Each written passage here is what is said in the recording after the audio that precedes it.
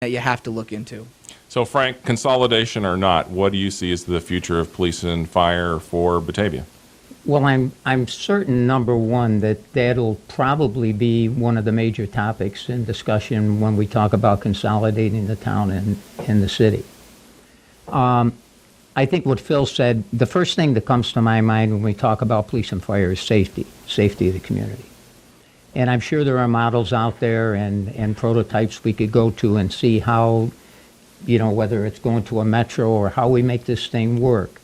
I would say also there are no sacred cows. I think we have to look at every department and look at it in trying to create the most efficient and effective service that we possibly can.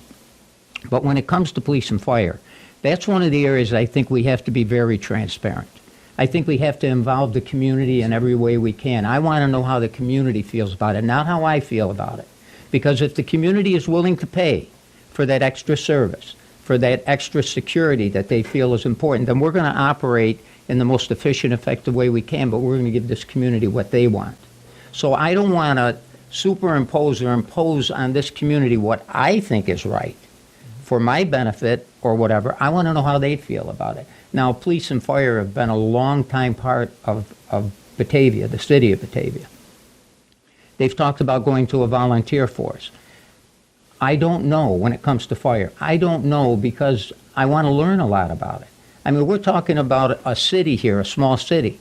We're talking about homes that are close together. We're talking about a fire being able to spread a whole lot more rapidly than it would spread in a country area. So all of those factors have to be taken into consideration. In issues like this, and I've always felt this way, I can't always get my colleagues to agree, but we've got to find ways to get our community more involved, more directly involved in the planning and decision making. I think a big step was made 5 or 6 years ago, maybe 7 now. Time goes by quickly. But when we had our public committees, in fact, Councilperson Mallow served on one, which was a neighborhood home. There was some really good product that came out of that. The effort of the citizens of this community, it got sidetracked because of some of the things that happened after 9/11 that put cities like Batavia in tremendous economic straits. Really, budget became top priority. So these things kind of fell by the wayside. But what I'm saying is there was some tremendous product from that involvement. I'd like to see more of that, especially when it comes to decisions involving the safety of the community. This is a topic that we could probably spend our entire hour on. I'd like to move on to city finances broadly.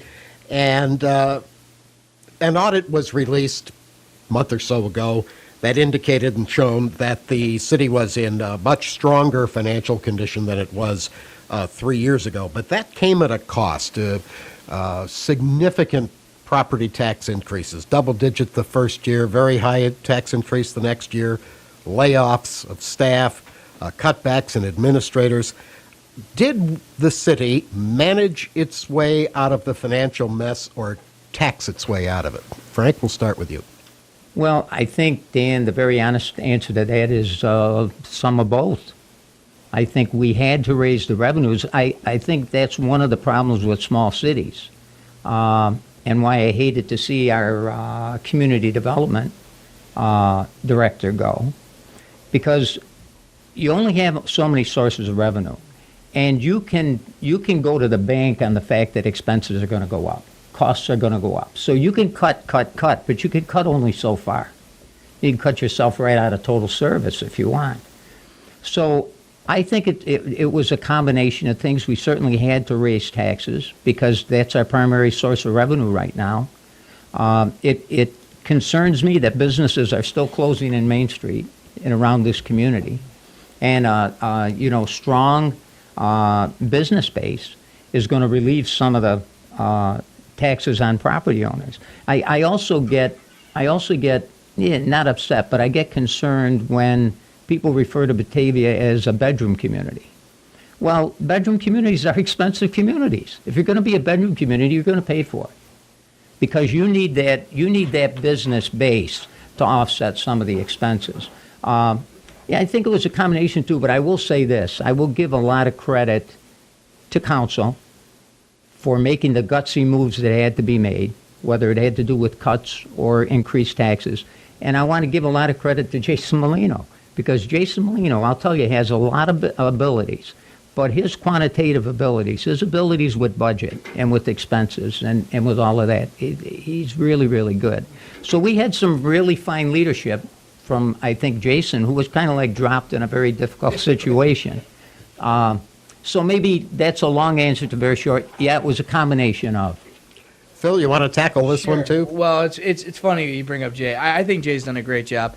I met Jason very briefly after he had gotten here, and anyone who is new to Batavia or doesn't know the whole story has to understand this. I mean, Jason was really in town a very short while when it erupted, and he was handed this whole situation. So I give a lot of credit to Jay too. He's done a great job fighting, and it was a fight. Don't get that wrong.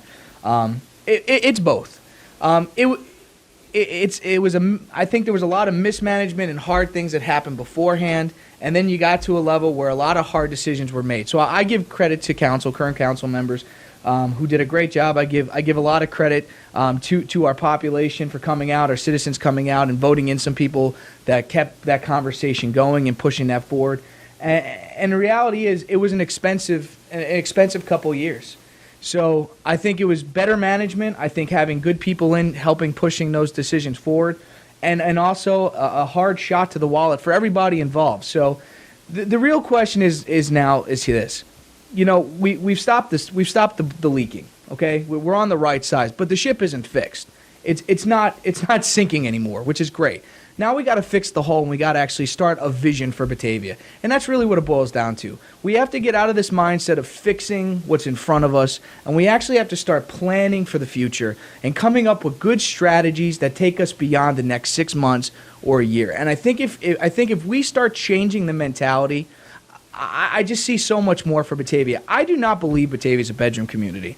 I believe Batavia has got all the potential in the world of becoming one of those cities that everyone in New York State looks to how to make it work. We have the best location you can ask for. We just have so many strengths to us. The only weakness that we have, honestly, in my opinion, is we get in our own way. We don't have long-term vision. And I really think if we can change that, if we can really start looking at things not just in a two-sided view, but in multiple, that spectrum of emotions and that spectrum of ideas, and put that out there, I just see a limitless potential for where this city can go.